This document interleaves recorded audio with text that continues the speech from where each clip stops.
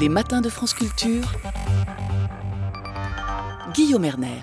Que faisons-nous du débat public ? France Culture propose une journée spéciale ce vendredi autour de ce thème. Les débats de l'espace médiatique ont-ils largement évolué depuis quelque temps ? Comment le droit encadre-t-il ce débat ? Devrait-on l'encadrer autrement ? Pour en parler, nous sommes en compagnie de deux invités. Emmanuel Pierrat, bonjour. Vous êtes avocat au barreau de Paris, écrivain. Vous avez notamment publié Nouvelle morale, nouvelle censure aux éditions Gallimard. En face de vous, Nathalie Hennig, bonjour. Vous êtes sociologue, directrice de recherche au CNRS et on vous doit notamment Des valeurs, une approche sociologique aux éditions Gallimard, Le Pont Neuf de Cristaux aux éditions Thierry Marchès. Nathalie Hennig, comment pourriez-vous caractériser le débat public aujourd'hui ? Il est pas en très bon état. Je pense que la technologie des réseaux sociaux est pour beaucoup dans cette situation, puisqu'on a énormément de gens qui peuvent prendre la parole sous une forme extrêmement ramassée. Et donc, du même coup, évidemment, ça incite à des propos extrêmement radicaux. Ça incite à essayer de gagner l'attention, ce qu'on appelle l'économie de l'attention, en tenant les propos les plus étonnants ou les plus provocateurs possibles, ce qui évidemment n'arrange pas vraiment l'état du niveau intellectuel. Donc on se retrouve dans la situation où le débat public, ça s'apparente à peu près au ragot de village, mais à l'échelle planétaire. Donc je ne suis pas certaine que ce soit la meilleure période pour le débat public. Bon, mais normalement, ça ne concerne pas les intellectuels, ça ? Si, ça concerne aussi les intellectuels, parce que cette radicalisation, qui évidemment n'est qu'une forme sophistiquée de la bêtise, le radicalisme, touche aussi les intellectuels qui eux-mêmes sont en concurrence pour cette économie de l'attention et qui ont tendance, pour beaucoup eux aussi, à essayer de trouver leur place dans l'espace très restreint des prises de parole que l'on peut entendre et du coup ont tendance à réduire toutes les positions à des catégorisations extrêmement frustes. Emmanuel Pierre, à votre regard ? Assez convergent quand même avec celui de Nathalie Hennig. Plutôt un débat public très mal en point, malmené, mené en tout cas à coups d'invectives, mené à coups de tweets effectivement plus que de tribunes réfléchies et de débats contradictoires. Et puis effectivement avec des intellectuels qui se prêtent au jeu pour une grande partie. Et puis des intellectuels malmenés parce que résumés et caricaturés en 280 caractères et non plus 140 désormais, mais ça leur revient au même à peu près pour ce qui est de l'état de la pensée. Bon, mais Emmanuel Pierrat, vous êtes avocat, il y a effectivement des invectives, des anathèmes, on peut même faire des appels à faire taire tel ou tel. En droit, en revanche, le débat public se porte extrêmement bien. Tant que vous ne franchissez pas les limites, vous pouvez écrire et dire tout ce que vous voulez. Alors, ne nous trompons pas non plus. Moi, je suis un partisan des réseaux sociaux au sens de l'utilisation ou de l'accès à Internet et de la possibilité d'écrire même les choses les plus insipides et insignifiantes. Je ne regrette pas un temps où il fallait absolument être chroniqueur dans un journal pour pouvoir s'exprimer en dehors du café du commerce. D'autres difficultés, et j'ai pas de graves difficultés si c'est juste le café du commerce qui s'invite avec, on va dire, des commentaires sur le football et encore, ou des choses insipides au résultat du tiercé. Ma difficulté, c'est le débat public sur Twitter ou sur les réseaux sociaux, ce sont des invectives et la chasse en meute. C'est-à-dire un débat qui se réduit à anéantir celui dont la parole est contraire à celle que, on va dire, l'internaute ou le tweetos pense être la bonne. Bon, Qu'il soit extrémiste d'un côté ou d'un autre, ou qu'il soit simplement dans ce qu'il pense être le camp du bien, sans avoir réfléchi plus loin qu'un slogan entendu soit à la fac, soit sur BFM. Je vais vous donner un autre exemple. Je le citais tout à l'heure. Pascal Bruckner, dans son dernier livre, Un coupable presque parfait aux éditions Grasset, explique qu'un certain nombre de ses amis ont voulu le dissuader d'écrire un tel livre, puisque ce livre évoque un certain nombre de sujets polémiques du moment, par exemple le féminisme, l'antiracisme. Alors évidemment, on peut se prendre quelques volets de bois vert, quelques anathèmes dans le débat public, mais en tout cas, un livre de ce type ne risque pas l'interdiction. Évidemment, Emmanuel Pierrat, dès lors, si on ferme Twitter, par exemple, on peut écrire ce que l'on veut. Le livre de Pascal Brutter est intéressant. Il est volontairement provocateur dans l'idée selon laquelle seul, quand on est un mâle hétéro, blanc, occidental, on est forcément en quelque sorte la cible à abattre. C'est beaucoup plus nuancé et beaucoup plus, on va dire, divers que ça, heureusement, mais il a du talent et donc il le fait en sachant que cela va attirer l'attention, évidemment. Mais il ne faut pas se tromper non plus, il y a un débat public, alors certes très réduit, mais un débat public intéressant qui naît sur les réseaux sociaux parfois. Il y a surtout derrière des questions légitimes.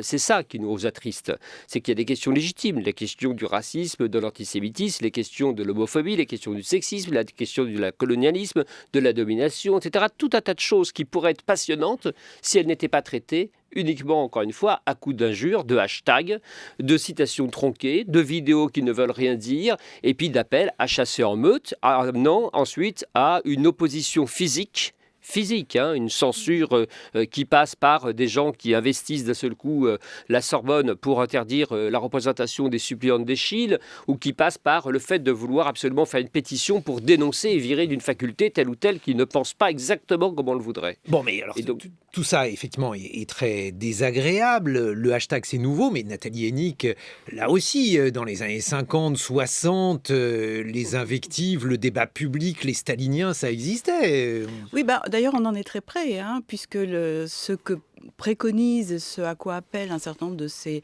nouveaux militants radicaux, c'est en gros une forme de totalitarisme comme on en a connu du temps de Staline. De quoi parlez-vous ? Eh bien, par exemple, le genre de petite frappe intellectuelle qu'on a entendu récemment à la matinale de France Inter. On a quand même des gens qui appellent à la censure, qui appellent à l'effacement, qui appellent à ce que des enseignants soient privés de leur poste. En général, ce sont quand même les étudiants les plus médiocres et les enseignants les plus démagogues. Donc, on voit bien comment, faute de pouvoir se faire une place dans l'université, ils essayent de compenser par le maximum de radicalité. Et on a donc des néo-féministes absolument, qui essayent de terroriser littéralement. On a des antiracistes qui ont totalement oublié le message universaliste de l'antiracisme pour devenir des communautaristes et des différentialistes forcenés qui réduisent les gens à leur race, ce qui est quand même un paradoxe quand on se prétend à gauche. Enfin, on a vraiment... Bon, mais ça, cela relève de la liberté d'expression ou des expressions des différentes idées. Nathalie Hennig, je me souviens par exemple de ce que Sartre disait sur Canapa. Alors, il faut rappeler qui était Canapa, qui était l'un des personnages particulièrement intolérants, en tout cas en public, vis-à-vis des idées anticommunistes. Et Sartre disait, il faut parler avec Canapa, mais brièvement, sachant que Canapa est un con. Ces invectives, ce niveau de débat, finalement, ne sont véritablement opérants que pour ceux qui l'entendent, parce que finalement, on peut poursuivre les raisonnements que l'on veut, on peut être en faveur de Bourdieu, en défaveur de Bourdieu, on peut mener différentes activités intellectuelles. Aujourd'hui, il n'est pas vrai que l'on n'ait pas le droit de tout dire. Sauf quand une conférence est déprogrammée à l'université de Bordeaux au motif que Sylviane Agacinski serait, selon les associations LGBT qui ont menacé de faire du buzz et de faire de la violence, au motif qu'elle serait homophobe parce que ses positions ne leur plaisaient pas, sauf lorsque, encore une fois, on a déprogrammé ce spectacle dans une université. Il y a pas mal de situations aujourd'hui où des enseignants se voient menacés de ne pas pouvoir tout simplement faire cours parce que ce qu'ils sont ne déplairait à un certain nombre de militants. Emmanuel Pierrat. Oui, il faut bien comprendre qu'effectivement, on peut y voir des similitudes avec le macartisme, on peut y voir la révolution culturelle, la première, parce qu'il y en a une nouvelle en Chine en ce moment. Donc, oui et non, Emmanuel Pierrat, parce que le macartisme, ça vous envoyait en prison. Oui, mais c'était surtout sur la base d'un nom. On diffusait votre nom, ça vous envoyait en prison, mais on diffusait votre nom, on le mettait comme à l'opprobre, en quelque sorte, on vous montrait au pilori, et ce nom, donc, voulait dire que la diffusion de votre nom voulait dire que vous étiez persona non grata partout. On vous envoyait en prison, mais on vous effaçait de l'espace public. La révolution culturelle, les Khmers rouges, alors avec des méthodes beaucoup plus violentes physiquement, mais aboutissent... Tous ces gens-là tuaient. Je ne vous dis pas que nos contemporains tuent, je vous dis simplement que leur méthode ne relève pas du simple débat. Leur méthode consiste, au nom de la liberté d'expression, à ce que d'autres n'aient plus cette liberté. Et donc c'est là que c'est pas un débat. Quand c'est un débat et que je suis éventuellement, quand nous ne sommes pas d'accord tous les trois, vous, Guillaume Erner, Nathalie Haynick, ici, et moi, nous pouvons en débattre, mais je ne vous interdis pas de parler et vous n'allez pas m'interdire non plus de vous apporter la contradiction. La difficulté aujourd'hui, comme on vient de le dire, c'est que ces étudiants, ces groupes se pointent à l'université et empêchent le cours de se tenir, empêchent un invité de venir donner une conférence, empêchent un spectacle. Physiquement, on revient à une forme de censure qui était proche, on va dire, de celle de Salman Rushdie, qu'a subi Salman Rushdie pour les versets sataniques où il faut se cacher, etc. Avec derrière un effet induit qui n'est certes pas la prison, mais qui est extrêmement important, l'autocensure, c'est-à-dire la déprogrammation d'emblée dans les esprits du conseil d'administration d'une université à l'idée, on ne va pas inviter Sylviane Agacinski, on ne va pas inviter, que je n'aime pas à titre personnel, mais je m'en fous, je n'ai pas à l'interdire de parler, au motif que, à titre personnel, je ne suis pas d'accord avec telle ou telle de ses idées. Là, nous nous retrouvons dans une intégration par le système universitaire selon laquelle on ne va surtout pas l'inviter, parce que ça va être des emmerdements, ça va être des étudiants qui bloquent le truc, ça va être la presse régionale qui dit vous invitez une homophobe, c'est-à-dire un truc complètement disproportionné par rapport à ce qu'est l'enjeu réel et de ce qu'elle représente, très sincèrement, que je sois sympathisant ou pas. Justement, pourquoi ça tombe sur elle, par exemple, puisque vous en parlez, quelles sont les spécificités des prises de position de Sylviane Agacinski qui peuvent être considérées comme étant homophobe ou pouvoir valoir à son auteur l'opprobre de ces associations? Alors, elle a pris des positions contre la GPA, la gestation pour autrui et la PMA. Et donc, ça ne plaît pas aux associations LGBT qui, immédiatement, assimilent toute forme de désaccord avec leur position à de l'homophobie, ce qui est une des formes, quand même, de terrorisme intellectuel à gauche, puisque, à gauche, être accusé de racisme, d'homophobie et de sexisme est quand même une insulte grave qui vous met à l'écart de votre milieu. Même en dehors de la gauche. Et même en dehors de la ça gauche. Fait partie. Non, mais ce que je veux dire, c'est que c'est vraiment aujourd'hui un débat interne à la gauche. Autant aux États-Unis, ce qu'on appelait dans les années 80-90 les culture wars, les guerres culturelles, opposées d'un côté des conservateurs, réactionnaires, de droite, très religieux, qui voulaient interdire des expositions parce qu'elles leur paraissaient blasphématoires, indécentes, etc. Et en face d'eux, il y avait des défenseurs de la liberté d'expression qui étaient plutôt des progressistes. Aujourd'hui, ce front s'est complètement renversé. Et en France, aux États-Unis aussi, mais en France aussi, ceux qui appellent à l'interdiction et à l'effacement, ce sont des gens qui se disent ou qui se croient à l'extrême gauche. Et en face d'eux, il n'y a pas seulement la droite comme aux États-Unis, mais heureusement en France aujourd'hui, il y a une grande partie de la gauche, démocrate, libérale, disons au sens sociétal du terme, qui refuse que l'on prive le débat public de la liberté d'expression. Mais pourquoi cela tombe-t-il sur Sylviane Agacinski et pas sur quelqu'un qui aurait des propos homophobe, je ne sais pas, un Paul Morand? Alors ça, c'est un peu...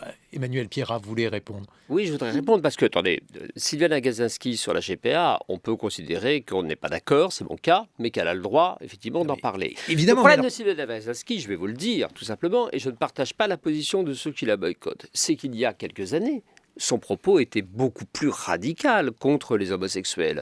Elle était contre le mariage pour tous. Auparavant, elle a été contre le Pax. Elle a été pour l'ordre symbolique remplaçant une sorte d'ordre moral. Et donc, elle a eu ces positions qui étaient vraiment, on va dire, la gauche réac. Et on peut le dire, la gauche homophobe. Là, je ne suis pas d'accord avec vous.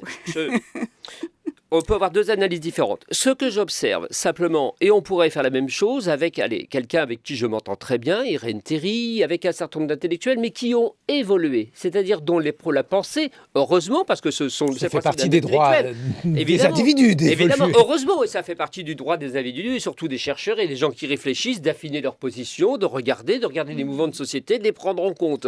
Et donc, moi, je trouve intéressant cette évolution, même si elle arrive à un point qui n'est pas celui que moi j'aurais voulu qu'elle atteigne.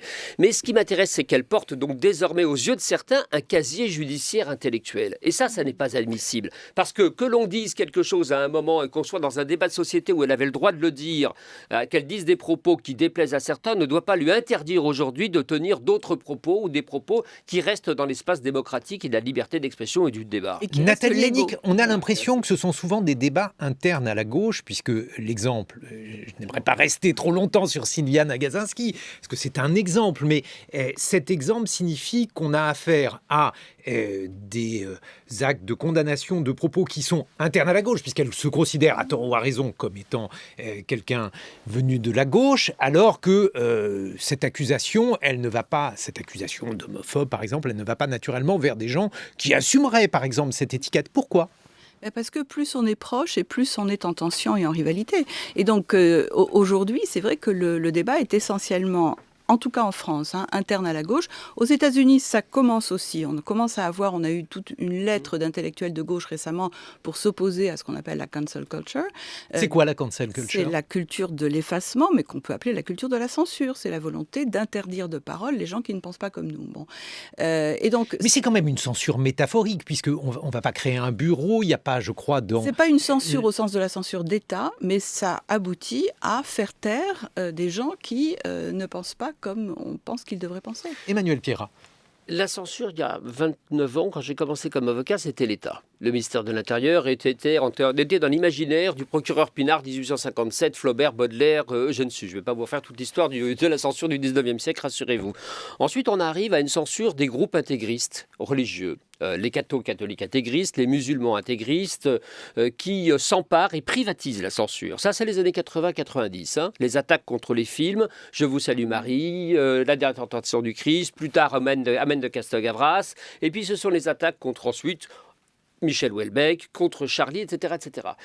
Aujourd'hui, ce à quoi on assiste, c'est une privatisation de la censure par le camp du bien. C'est-à-dire le camp qui se revendique des idées progressistes et de valeurs. On n'a plus l'extrême droite en face. Enfin, si, on l'a encore, malheureusement. On n'a plus uniquement les extrémistes religieux. On a des gens du camp du bien qui cherchent à interdire d'autres personnes du camp du bien et de la gauche, c'est-à-dire leurs voisins d'amphithéâtre, de cité. Et là, on arrive à un système totalement délirant et dictatorial. Bon, je vais défendre le camp du bien, mais dans une vingtaine de minutes. Emmanuel Pierrat, Nouvelle morale, nouvelle censure aux éditions Gallimard. Nathalie Hennig, Des valeurs, une approche sociologique, c'est aux éditions Gallimard. Il est 8h sur France Culture.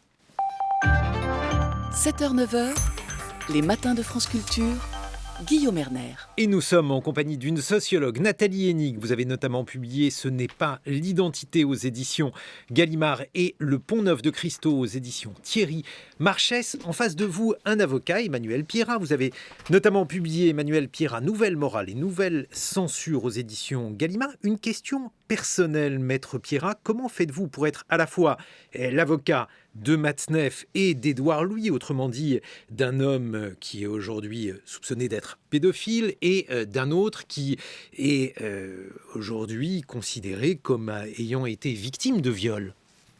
Tout simplement parce que je suis avocat, justement, et que je crois à l'état de droit.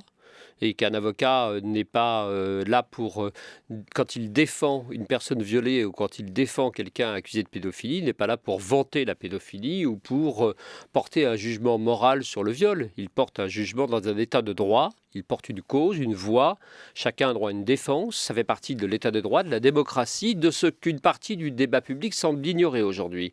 Et quand je défends Gabriel Matzneff et que je vois sur Twitter ou sur les réseaux sociaux qu'on dit Pierrat pédophile, me paraît exactement ce que l'on doit dénoncer comme réduction, comme quand on disait, Dupond-Moretti, avocat du frère de Mera, on peut le trouver outrancier, etc., mais il a le droit, et heureusement dans un état de droit, que les avocats ne sont pas associés à leur cause et qu'ils peuvent défendre des points de vue très opposés ou très divers, entre guillemets, au fur et à mesure des clients qui se présentent à eux. Bon, mais alors précisément, que dit la loi? Parce que Gabriel Matzneff n'est pas inquiété pour des écrits, mais pour des actes.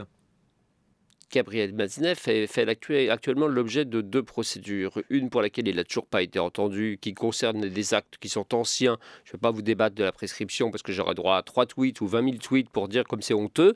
Des faits qui sont anciens et pour lesquels il n'a toujours pas été entendu. Donc il n'y a pas pour l'instant de débat contradictoire sur ce terrain-là. Et puis par ailleurs, il est poursuivi par une association pour apologie de la pédophilie. Je vais prendre des conclusions d'ici quelques jours. Je pense que ce débat va s'arrêter tout de suite étant donné les nullités de procédure qui figurent dans l'acte de poursuite envoyé par les gens qui s'estiment être de nouveaux héros de la morale et qui ferait mieux de commencer par potasser le code de procédure pénale. Non, mais ce que je veux dire, maître, c'est qu'en l'occurrence, pour Gabriel Matzneff, la journée est consacrée au débat public, mais là, en fait, ce dont il est question, ça n'est pas d'une censure, c'est le fait de juger d'actes criminels. Non, il y a eu, excusez-moi, on va parler aussi d'une chose, c'est qu'un éditeur comme Gallimard l'a retiré de son catalogue pour des livres qu'on peut considérer comme moralement, si vous le voulez, blâmables, mais qui ne le sont pas juridiquement, que Stock, haute maison d'édition du groupe Hachette Lagardère, découvre ça d'un seul coup, qu'il publie Gabriel Maznev pour un journal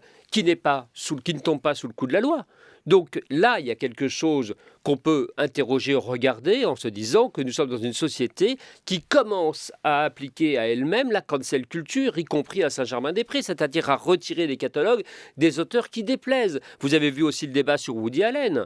L'autobiographie de Woody Allen a d'abord été déprogrammée aux États-Unis par son éditeur qui l'avait commandé, de peur que le débat public ne se retourne contre l'éditeur, alors que cette autobiographie, qu'on l'aime ou pas, elle a le droit d'exister, elle ne dit rien qui soit attentatoire ou violatoire. J'ai invité Woody Allen ici, il était l'invité des matins. Évidemment.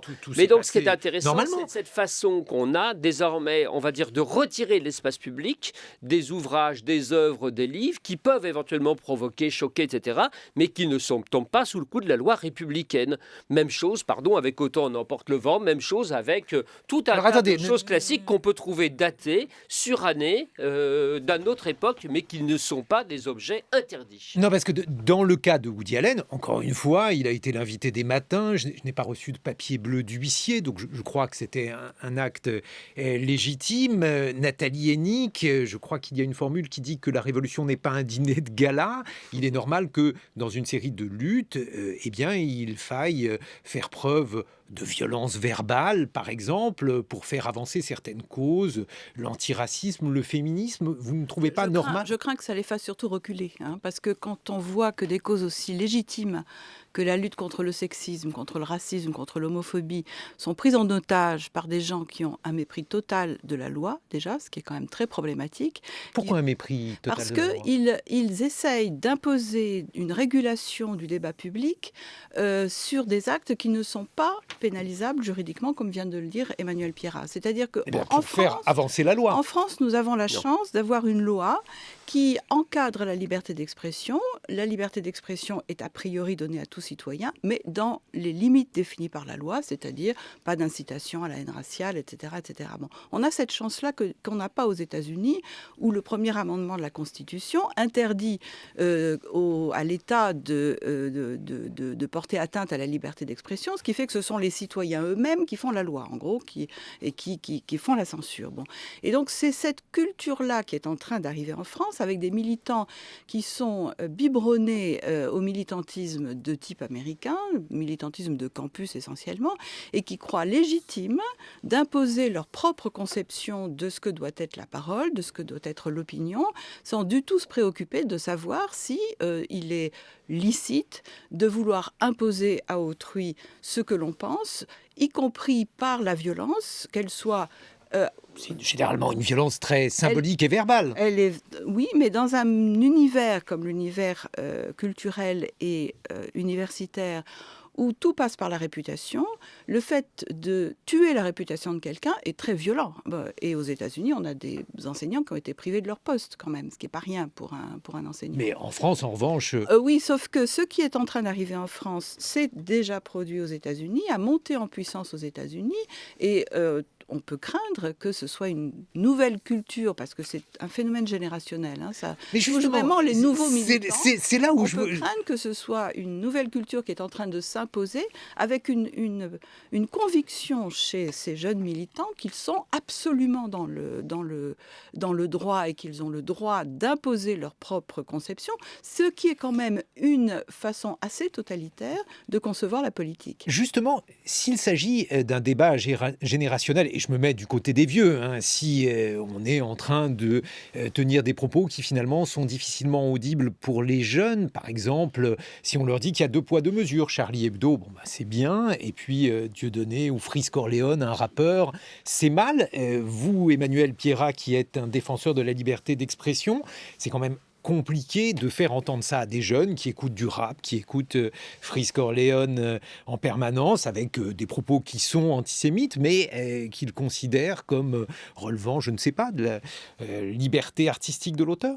Alors, il y a une grande confusion, effectivement. D'abord, d'un côté, il ne faut pas se tromper. L'état de droit est pour nous quand même une garantie indispensable. On peut le critiquer, on peut penser que, je sais pas, l'état d'urgence sanitaire à partir de ce soir, pour moi, n'est pas quelque chose qui me plaît, parce que c'est une arme juridique qui permet ensuite de dériver lentement vers un contrôle, on va dire, de l'information, un contrôle des libertés publiques. Mais on reste quand même dans un état de droit.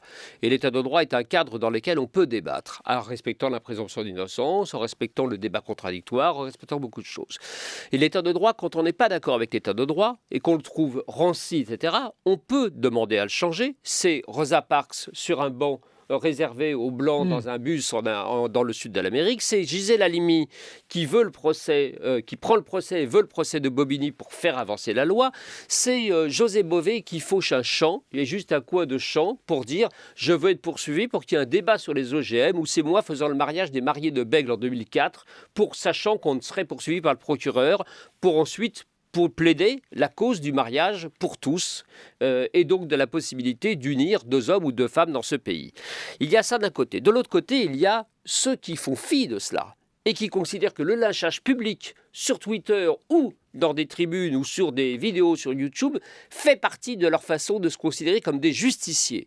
Ils se moquent de savoir s'il y a une présomption d'innocence. Ils se moquent de savoir si les gens dont ils parlent, si les informations ont été recoupées, vérifiées. C'est la rumeur plus l'invective.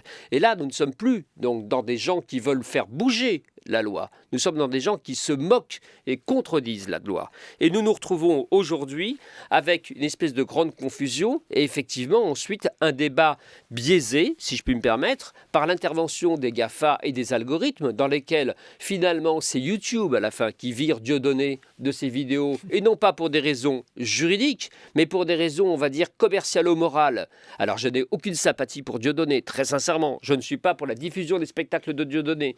Mais YouTube se fait censeur et régulateur de ce qu'il considère comme bien ou pas, décide que les fake news, c'est X ou c'est Y, etc., etc. Et là, il y a quelque chose de dangereux qui vient s'ajouter. Qu'est-ce que vous proposez d'autre dans ces conditions? Ah ben la loi le juge, pour décider à un moment de ce qui est audible ou pas audible. Si on considère que les débats de Dieudonné, les spectacles de Dieudonné sont illégaux parce qu'ils sont antisémites, parce qu'ils sont négationnistes, ça a déjà été le cas, ça a été jugé. Donc on applique la loi à YouTube, mais c'est pas à YouTube de décider, que tel ou tel spectacle doit être diffusé ou telle vidéo. Et ça n'est pas à des militants ensuite de faire pression sur YouTube ou sur les réseaux sociaux pour dire virer et boycotter tel ou tel artiste ou tel penseur parce qu'il n'est pas moralement dans nos idées ou dans nos idées supposées progressistes qui sortent et dépassent le cadre de l'état de droit. On peut critiquer, pardonnez-moi, je termine sur ça, Guillaume Ménard, je sais que je prends la monopolise la parole, on peut critiquer l'état de droit et la liberté d'expression, mais nous sommes dans un des rares pays au monde quand même où celui-ci existe, l'état de droit.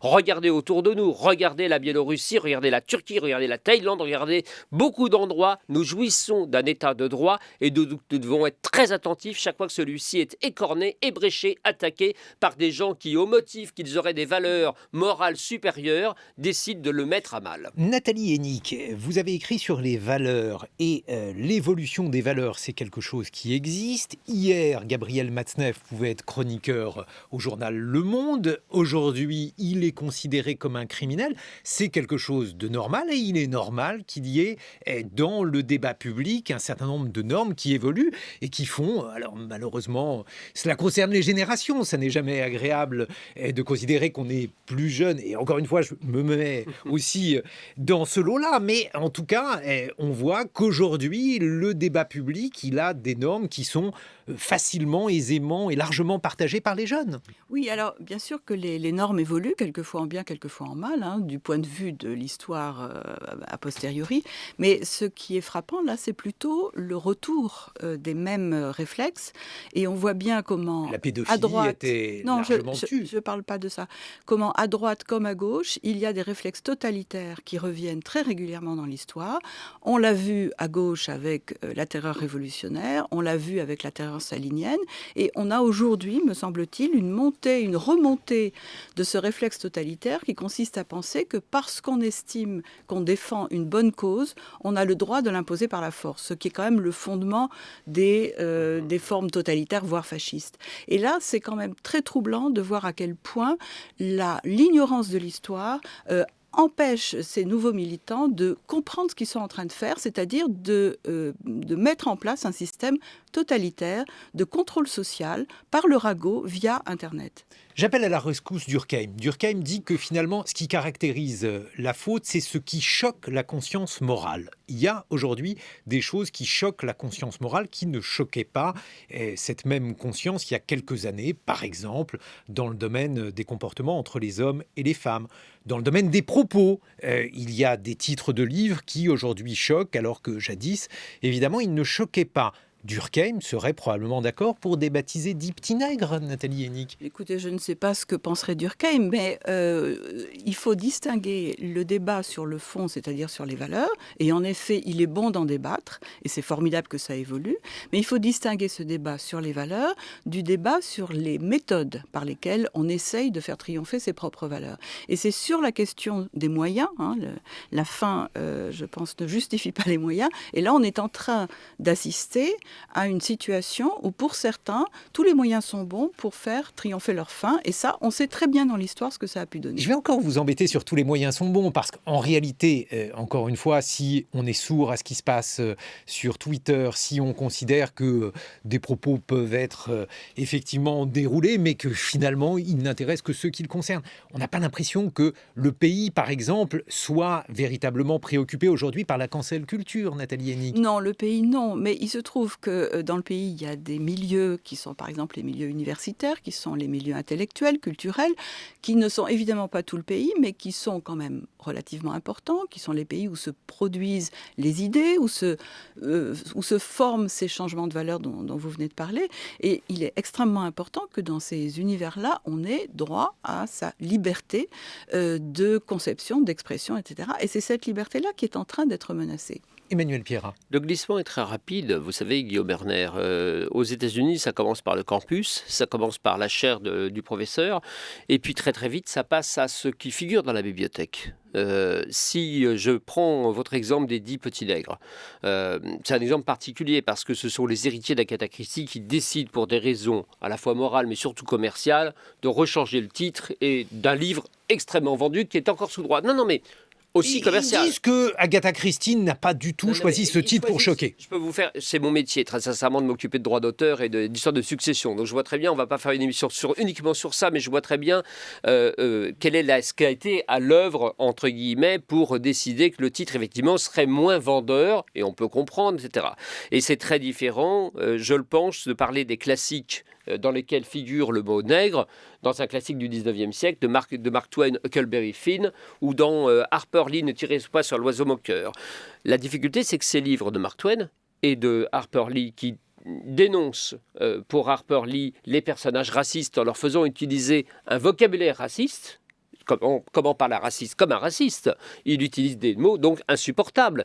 Eh bien, le livre d'Harper Lee, désormais, est interdit de citer dans 17 États américains dans les bibliothèques scolaires, parce qu'il y a une confusion complète entre le message qu'elle entendait faire passer et le côté découpage et citation sans mise en perspective de ces livres. Et c'est à ça à quoi on arrive. C'est-à-dire que ce glissement, si nous ne sommes pas attentifs, d'une conférence qui est supprimée à un élève qui se lève, nous passerons très très vite demain en France, à vider dans nos bibliothèques. Est-ce qu'en France, par exemple, les bibliothèques sont attaquées? Les bibliothèques commencent à être attaquées. Avec quoi? Elles l'ont été d'abord, souvenez-vous, quand le Front National est arrivé au pouvoir dans les années... C'est une décision municipale. Ah c'est une décision municipale qui était inquiétante. À Toulon, on a viré... dit qu'elle ne l'était pas, mais à Toulon, on a écrémé les bibliothèques. Lorsque M. Poulet-Marachi en était maire, on a viré beaucoup de choses. On a annulé des spectacles, on a annulé beaucoup de choses. On a vu à Lille des étudiants déchirer les ouvrages de François Hollande. Voilà. On est quand même pas loin de l'autodafé. Donc, on commence à voir arriver... L'autodafé, en tout cas pas l'autodafé originel, Nathalie Hennig.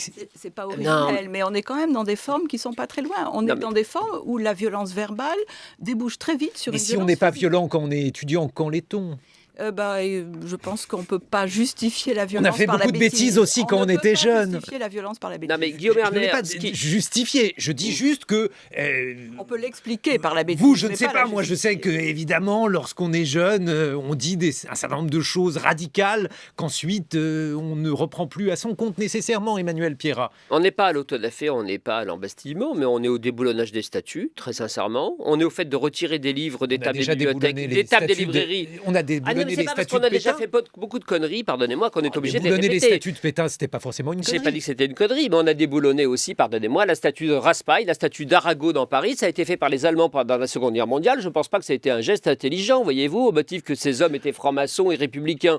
Donc ne me prenez pas à chaque fois le fait qu'on a déboulonné des statues comme une chose formidable dans l'histoire de J'ai pas dit que l'humanité. c'était- J'ai dit Donc, qu'il y avait eu des précédents, certains sont condamnables, d'autres Très bien. peuvent être Voilà. Nous sommes pour justifiables. la nuance et pour la ligne de crête. C'est là notre difficulté. C'est-à-dire que je pense... Le statut doit être décidé démocratiquement Voilà. par des gens qui sont nommés par la collectivité, désignés par la collectivité pour en être les représentants. Bien sûr, Ça mais s'appelle a la priori- démocratie. A priori, alors ensuite il y a une masse de discours, mais certains en tout cas étaient favorables au déboulonnage de statuts dans ce contexte-là, Emmanuel Pierrat. Non, notre difficulté, c'est très sincèrement, moi je croyais quand j'étais avocat il y a une quinzaine d'années qu'on était revenu à un état de droit et que la censure passait par des formes démocratiques. Quand je défendais Michel Houellebecq, j'avais un procès, vous voyez, et je me souviens que l'avocat de la Grande Mosquée m'avait appelé en me disant « Est-ce que tu veux bien faire avec moi le tour des radios communautaires pour qu'on puisse apaiser les esprits et dire que nous avons un débat républicain dans le cadre d'un palais de justice. Nous ne sommes pas d'accord, je poursuis ton client, tu le défends au nom du droit au blasphème,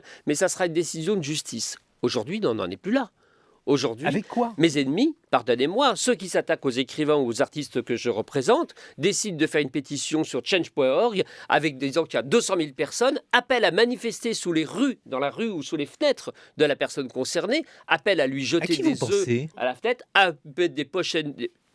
Alice Coffin, par exemple, Christophe Girard raconte très bien qu'il a démissionné non seulement sous la pression, entre guillemets, générale au conseil municipal, mais aussi parce que chaque soir, des militantes l'attendaient avec des poches d'urine pour lui jeter sur la figure, ainsi qu'à celui de ses enfants et de son compagnon. Il y a là quand même quelque chose, vous me pardonnerez, qui ne relève pas du débat démocratique, mais qui relève de l'intimidation physique. C'est qu'on soit évidemment d'accord très ou non. désagréable, mais C'est pas ceux tout qui à- étaient...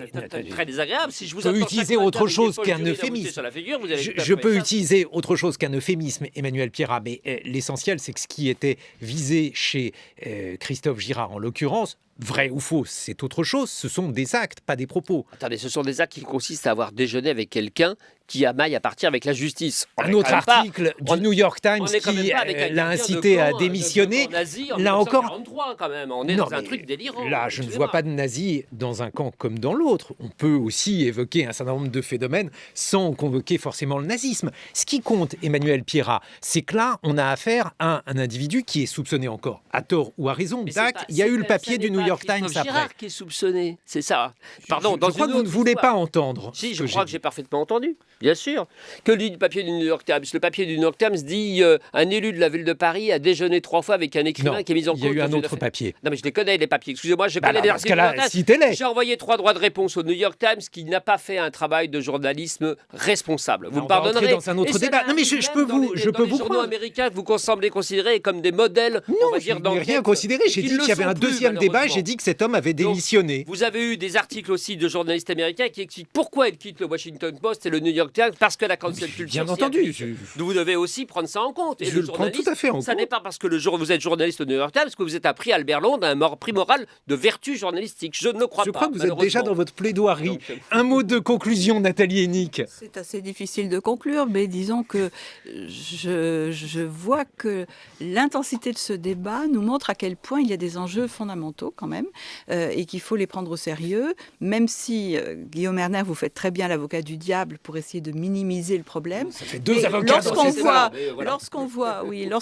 lorsqu'on voit ce que la situation aux États-Unis, notamment sur les campus, mais aussi dans les milieux culturels, où des artistes sont empêchés de représenter des Noirs parce qu'ils sont blancs et qu'ils n'auraient pas le droit, du coup, de représenter des Noirs. On est vraiment dans une situation comment dire, de culture de l'interdiction et de la censure autoproclamée, si on peut dire, dont je pense qu'il faut qu'on continue en France à essayer de se prémunir.